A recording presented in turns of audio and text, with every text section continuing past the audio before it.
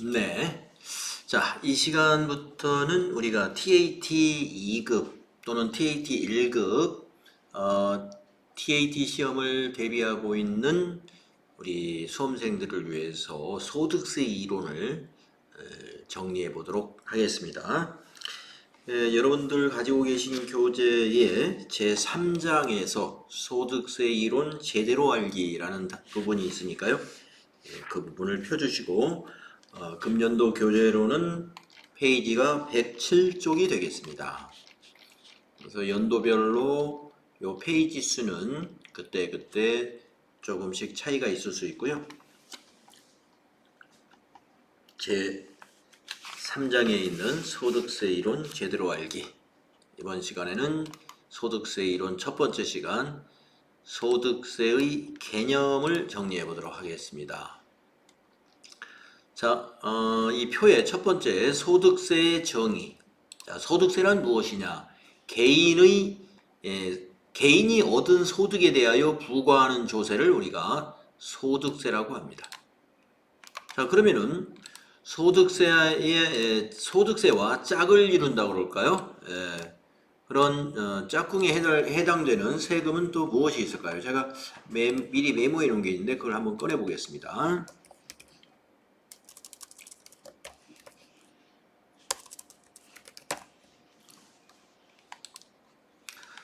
자, 제가 이제 세금을 구분하는 방법을 제가 여기 미리 좀 정리를 해 놓은 게 있는데요. 화면을 좀 키워서 보여드리면은,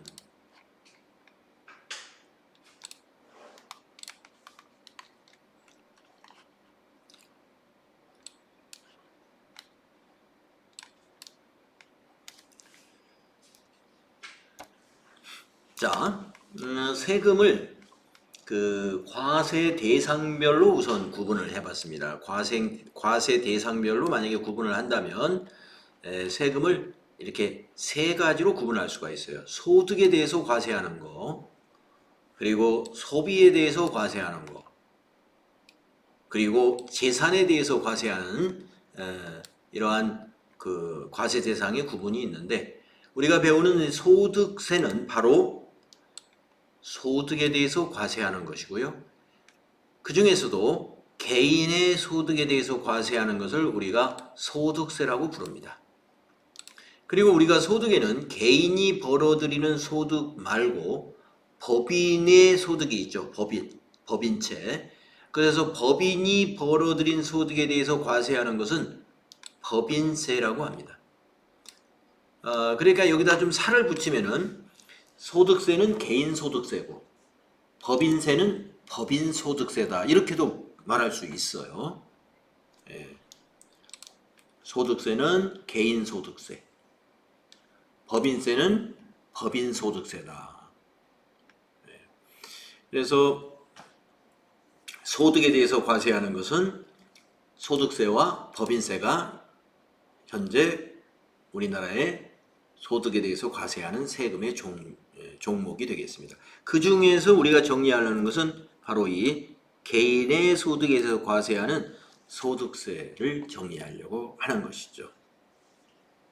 그래서 우리 TAT 시험에서는 소득세 이론과, 즉 개인의 소득이에요. 그 다음에 개인의 소득 중에서 근로소득의 원천징수와 연말정산, 이 부분을 실무시험으로 내고 있습니다. 그런데 이제 우리 소득세 이론에서는 근로소득세만이 아니라 소득세 종류 전반적인 것을 쭉 정리를 해보기 때문에 조금 시간이 많이 소요가 되죠. 그래서 소득세 이론 시작을 해볼 거고요.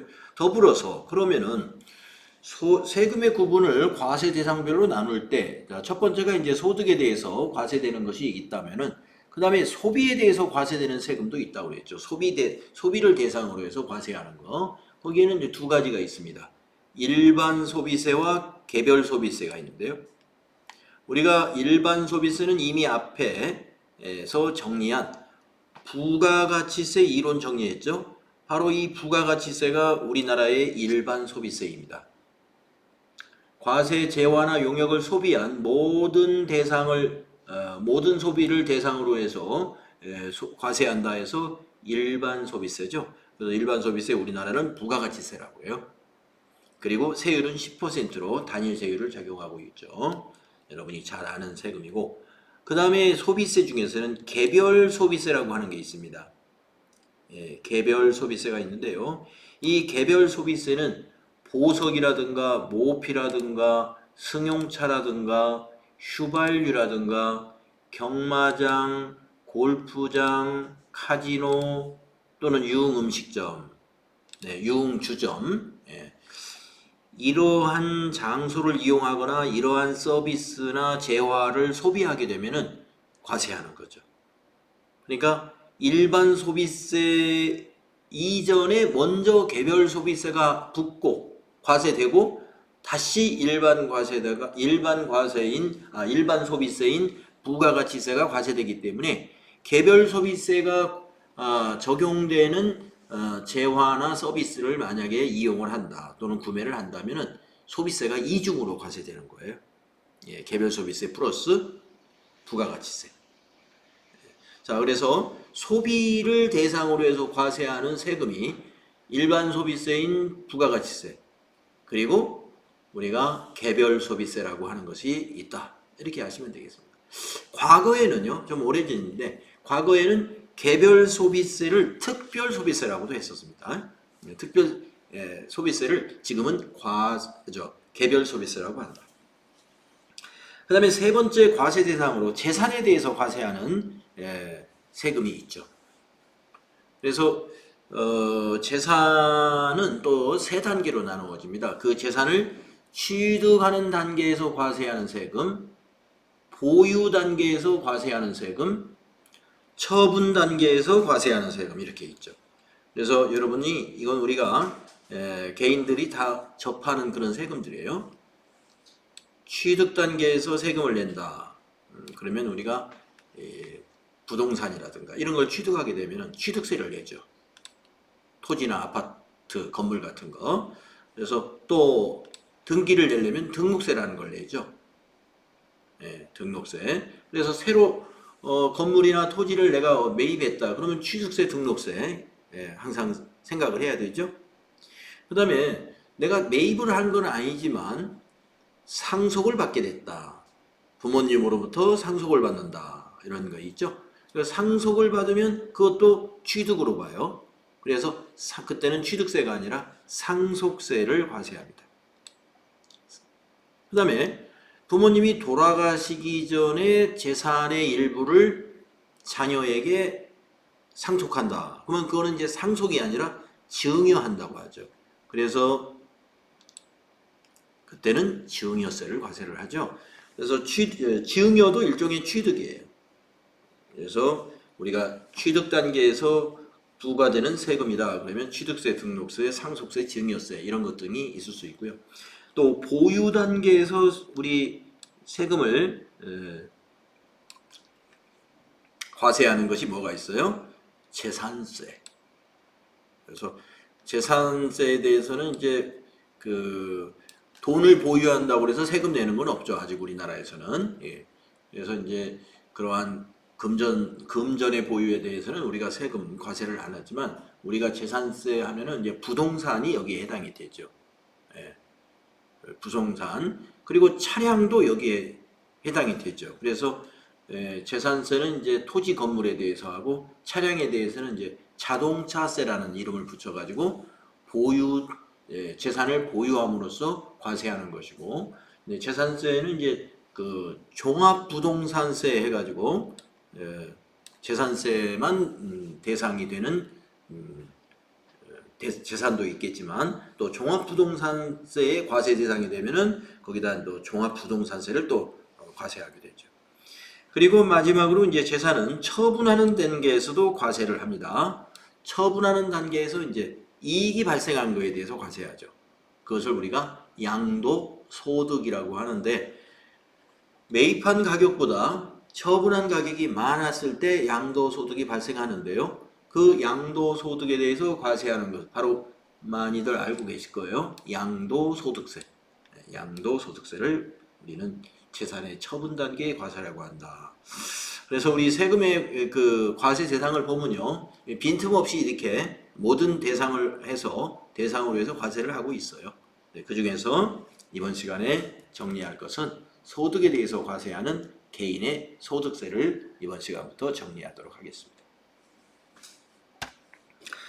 자, 그러면 이제 여러분 해당 페이지 보시면 이제 소득세의 정의를 제가 다른 세금하고 같이 비교해서 설명드렸고, 우리나라 소득세의 특징, 즉 개별 개인의 소득세에 대한 특징이에요. 첫 번째, 소득 원천설에 따라서 열거된 소득에 대해서만 과세한다. 이게 핵심이에요.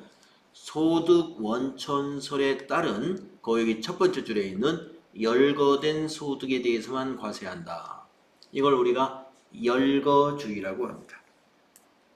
과세 범위를 정해놨어요. 그래서 열거주의.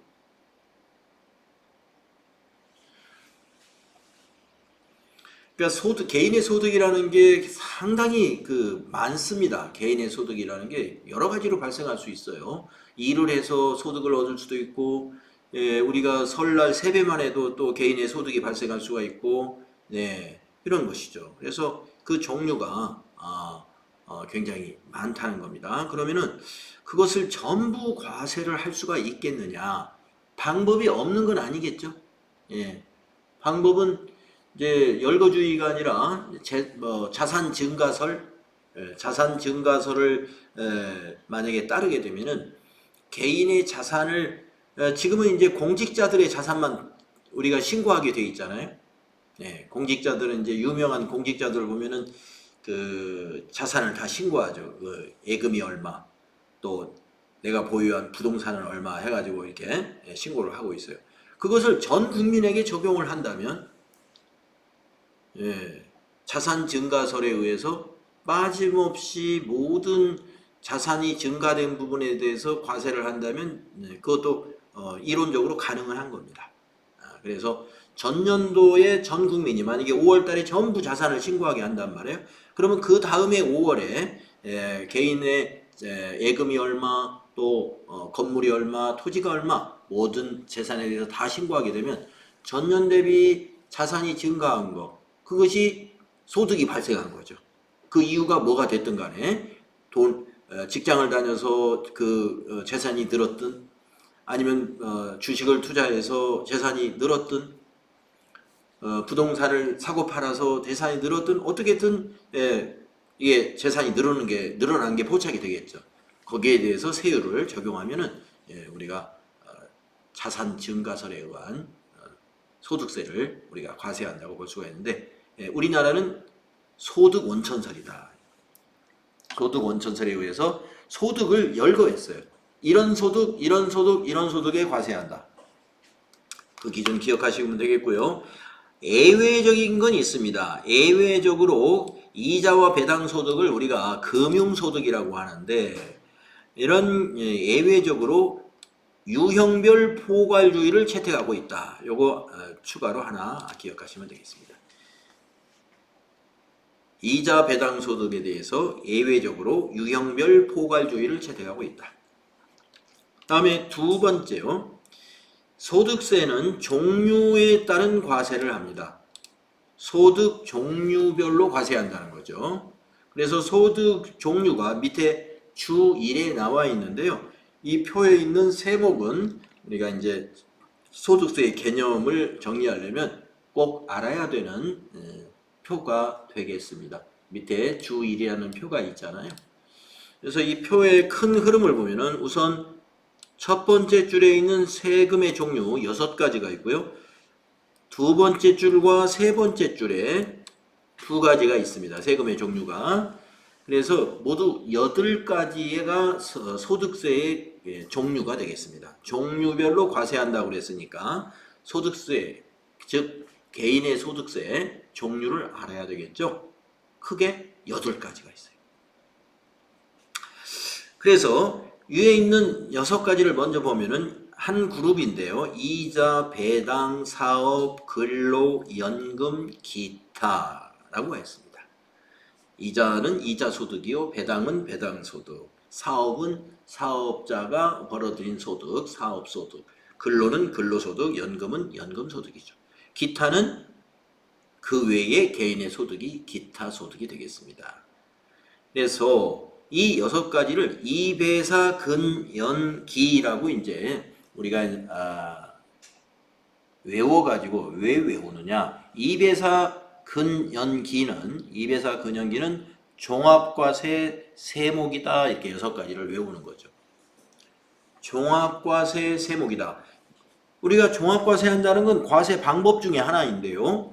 이 6가지 소득은 합산하여 과세하는 것이 원칙이다. 이런 얘기입니다. 합산하여 과세하는 게 원칙이다. 네. 그래서 우리가 종합과세 즉 종합소득세 신고의 달 하면은 매년 5월 달이 되겠는데요. 5월 1일부터 5월 31일까지 지난 과세기간 즉 직전 연도 지난해 개인이 벌어들인 이자와 배당, 사업, 근로, 연금, 기타 소득을 모두 합산해서 신고하는 기간이 바로 매년 5월이 되겠습니다. 네, 가로수의 원칙이라고 한 이유는 아시겠죠? 원칙이 이렇고 또 다른 예외가 있을 때 우리가 이 원칙이라고 한단 말이에요. 그 예외 중에 하나가 분리과세예요. 종합과세 하지 않고 원래는 종합과세 세목에 해당되는 소득인데 분리과세를 일부 적용을 합니다. 그래서 종합과세에는 분리과세도 알아줘야 되죠.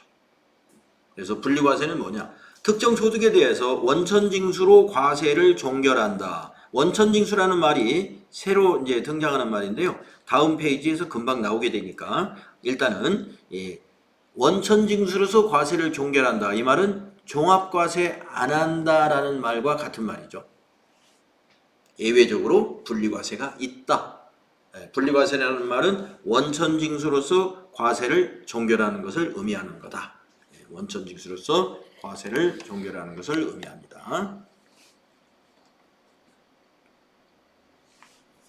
다음에 그 밑에 있는 퇴양, 우리가 퇴직소득, 양도소득, 퇴양이라고 이제 앞자를 딴다면 그렇게 말할 수가 있는데 이 두 가지는 분류 과세되는 과세 방법이다. 과세 방법이 분류 과세라는 거예요. 그 종합과세에 있는 분리하고는 다르게 사용합니다. 우리가 분류라는 것은 더 큰 개념의 분리예요. 분류. 분류 항목은 만약에 대분류 정도 되는 거예요. 대분류. 분리는 분류 끝나고 그 다음에 또 하나 분리하는 것이고 그래서 분류과세는 뭐냐면 종합과세 하지 않는 개인의 소득이죠. 자, 분류과세 퇴직소득과 양도소득은 왜 종합과세를 하지 않고 별도로 과세하는 분류과세라는 걸 하느냐? 그 설명이 나와 있죠. 장기간에 걸쳐서 발생한 퇴직소득이나 양도소득은 다른 소득과 합산하지 않아야 되겠다. 별도로 과세한다. 자, 우리가 이자라든가 배당이라든가 사업이라든가 근로소득은요.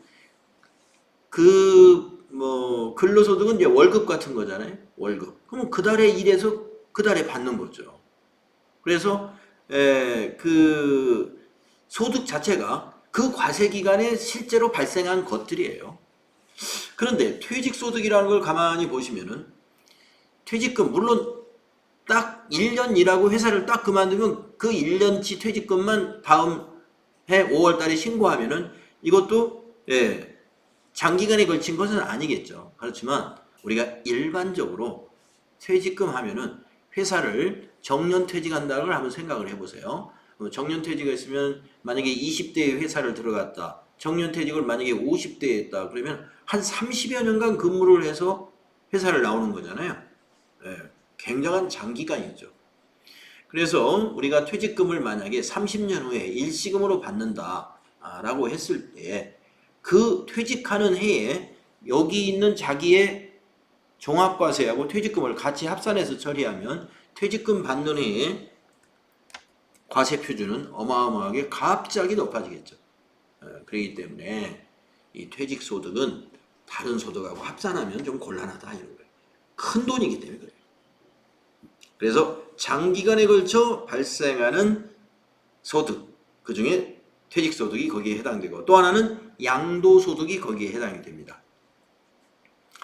양도소득 하면은 우리가 건물, 우리가 그 개인이니까 개인이 거주하고 있는 이제 주택 같은 거 이사 갈 때 팔고 가면은 이제 양도소득이 발생하게 되는데, 요즘에 뭐 우리는 1가구 1주택은 일단 양도소득 비과세고, 또 2주택이라 하더라도 이사를 하기 위해서 잠시 2주택 하는 것도 일정 시간 내에 처분하면은 또 그것도 양도소득이 없고, 그래서 양도소득이 발생하는 경우는 이제 예외적으로 어떤 그 양도소득 과세 대상인 것만 양도소득을 납부하게 되는데, 이것도 대개 다 장기간에 걸쳐서 발생하는 소득으로 봅니다.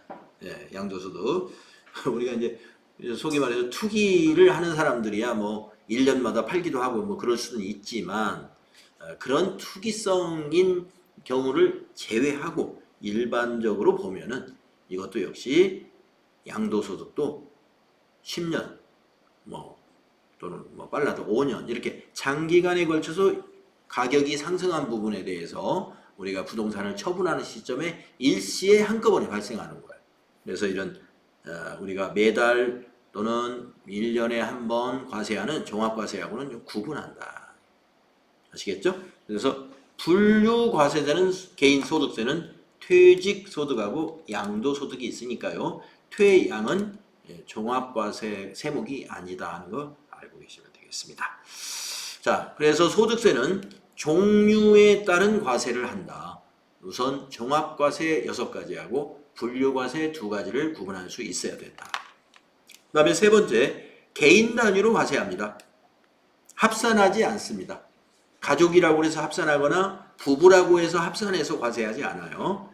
개인 단위 과세한다. 예외가 있긴 있어요. 한번 내용을 읽어보겠습니다.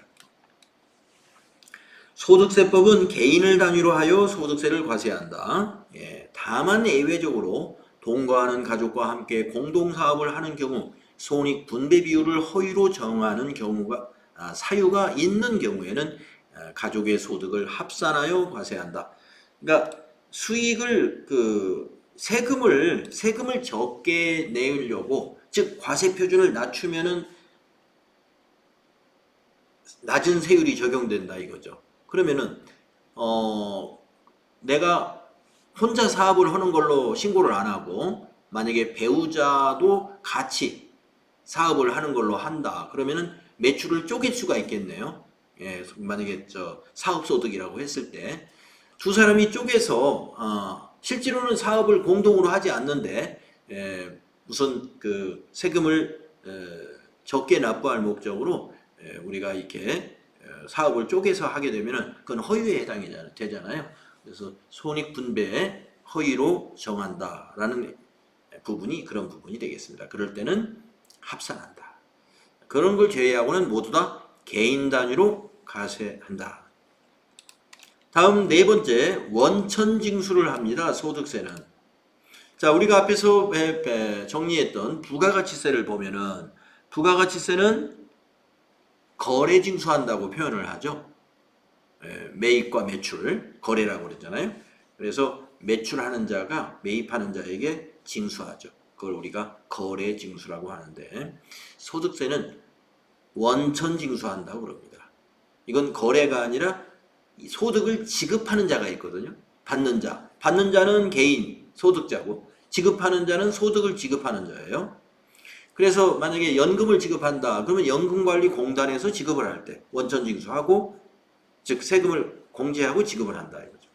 그 다음에 급여를 지급한다 그러면 급여를 지급하는 직장에서 세금을 공제하고 지급한다. 이걸 우리가 원천징수라고 합니다. 자, 원천징수가 원칙이에요. 다음 페이지에 원천징수의 종류가 나오니까요. 주의는 조금 이따가 살펴보도록 하겠습니다. 자, 원천징수란 소득을 지급하는 자가 그 지급받는 자의 조세를 징수하여 국가 및 지방자치단체에 납부하는 제도다. 다음은 다섯 번째, 인적공제 및 누진공제 과세를 한다. 누진과세. 인적공제와 누진과세. 앞에서 또 역시 우리가 소비세 중에 부가가치세를 우리가 공부할 때 인적공제라는 거 공부한 적이 없죠. 예, 부가가치세는 인적사항을 고려하지 않고요. 소비를 어떠한 기업이 소비를 하든 또는 어떠한 개인이 소비를 하든 인적사항을 고려하지 않고 다 10%라는 그 과세를 정확히 하게 되죠. 그리고 단일세율이죠. 10%라는 단일세율이고요. 그런데 반해서 우리 개인소득세는요. 인적공제를 적용합니다. 벌어들인 소득을 나중에 연말정산이라는 걸 할 때 소득세, 연말정산 또는 종합소득세 종합소득세 신고할 때 인적공제를 해요. 소득자에 대해서 인적사항이 들어갑니다. 그래서 배우자가 있느냐 또는 그 인적공제 대상이 되는 기본공제 대상이 되는 가족, 부양가족이 있느냐 하는 것들이 같이 주민등록등본이라든가 가족관계증명서를 제출해가지고 인적공제라는 것은 부양가족에 대해서 그 소득금액을 줄여주는 거예요. 부양가족만큼 적용해주죠. 그 다음에 누진과세는 뭐냐면 부가가치세처럼 10% 이게 하나만 있는 게 아니고 과세 표준의 구간별로 얼마부터 얼마 구간은 6%, 얼마부터 얼마 구간은 12%, 얼마부터 얼마 구간은 15% 이렇게 소득 금액의 구간별로 세율이 좀 달라요. 8단계로 구분이 되어 있습니다. 8단계. 그래서 8단계 누진 세율을 적용합니다. 한번 읽어볼까요? 소득세는 개인 소득에 대하여 부과되기 때문에 부양가족에 따른 개인별 부담 능력이 다르다. 소득세법은 이를 고려하여 소득에 대한 인적공제 제도를 채택한다. 이와 더불어 소득세의 소득 재분배 기능을 위해 누진세율을 채택하고 있다. 우리가 이 조세제도의 기능 중에서 상당히 중요한 기능이 뭐냐면 소득 재분배 기능이죠.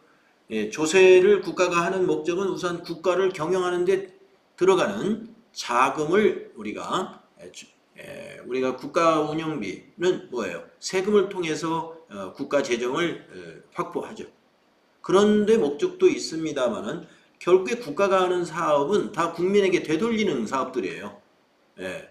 국민들에게 국가가 하는 사업들은 뭐 도로를 건설한다 이런 거 다 편익이 다 국민에게 돌아가죠. 그런 기능만 있는 것이 아니라 그 편익은 다 똑같이 누리게 되는 거죠. 그러면 세금을 누가 많이 내겠습니까?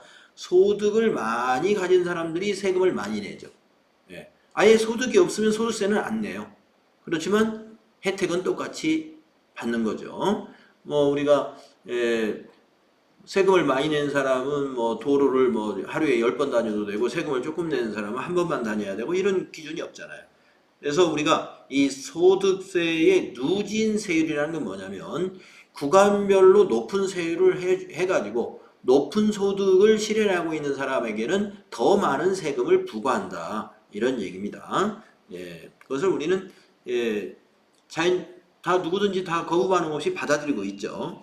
그래서 이것은 소득 재분배라는 국가적 목적이 있기 때문에 그렇습니다. 소득 재분배라고 하는 국가적 목적이 있기 때문에 우리는 누진세율에 대해서 다 저항하지 않고 다 순응을 하고 있는 것이죠. 자, 소득세는 8단계 초과 누진세율이다. 그 다음에 6번째 신고주의입니다. 신고납세주의. 그래서 부가가치세도 신고납부주예요. 그러나 애정신고 때는 이제 고지납부도 있죠. 소득세도 고지납부도 있습니다. 소득세도 이제 1년에 한 번씩 우리가 종합소득세를 신고납부하는데 사업자 같은 경우는요.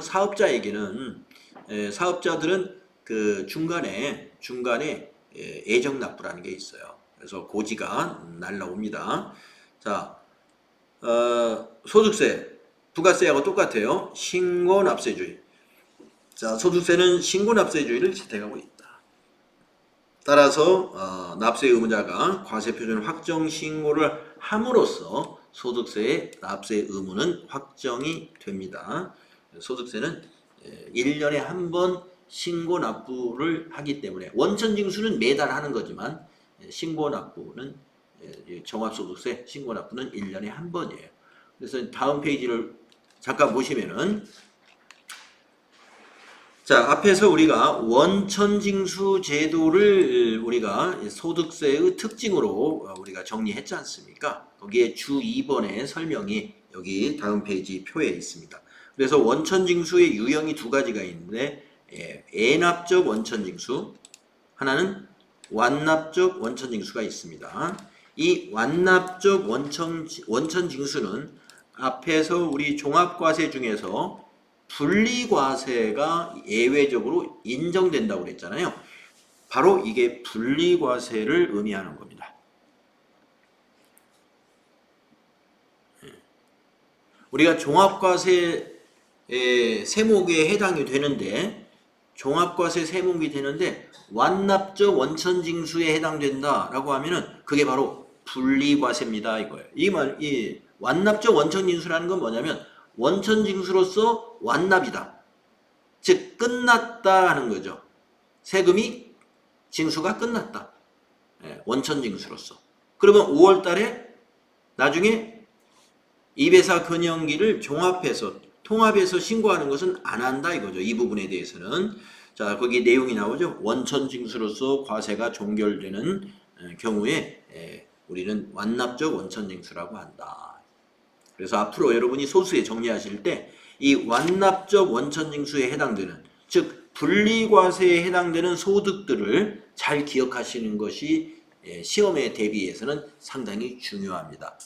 시험에서는 우리가 분리과세를 잘 구분할 줄 아는지를 묻는 보기, 출제가 이론에서, 소득세 이론에서 많이 나오니까요. 분리과세에 좀 주목을 해주시고, 자, 애납적 원천징수는 그냥 일반적인 거예요. 애납적 원천징수 한번 읽어볼까요? 내용을 보시면 소득을 지급할 때 일단 원천징수하고 확정신고할 때 원천징수된 세액은 기납부세액으로 공제하고 납부한다 이 말이죠. 그래서 애납적 원천징수라는 것은 원천징수로서 납부 의무가 끝나는 게 아닙니다. 납부 의무가 끝나지 않고 나중에 확정신고할 때 기납부세액을 공제한다는 것이죠. 우리가 근로소득의 경우에서는 이런 예를 들 수가 있어요.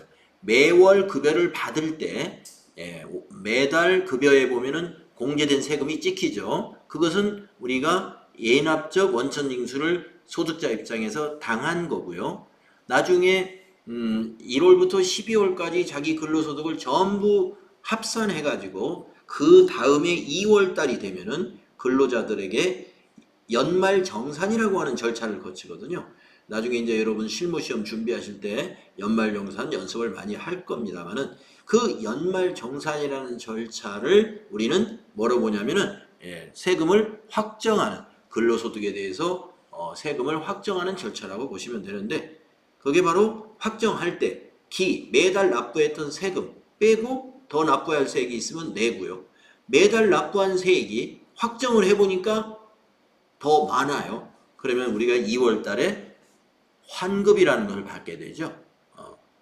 그래서 이 근로자의 매월 공제하고 있는, 회사가 공제하고 있는 그 원천징수는 예납적 원천징수에 해당이 된다. 이렇게 이해하시면 되겠습니다. 자, 그러면 원천징수 제도 두 가지까지 정리하고요. 다음 시간에 나머지 납세 의무자부터 살펴보도록 하겠습니다.